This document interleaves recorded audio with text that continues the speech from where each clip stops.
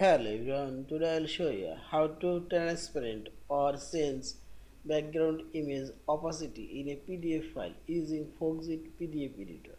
Open your PDF file and select Organize option and select a background option. First I'll add a background image. Select Add. Now select File option and select Browse option.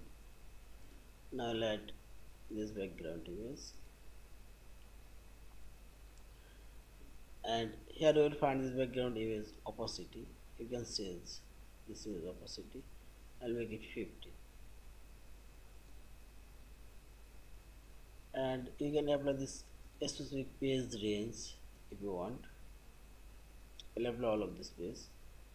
Select OK. Also you can this position and you can rotate. Finally select OK and see this image background now transparent. And finally select this file option, save or save as a PDF file. Thank you for watching. Please subscribe, like, share and comments.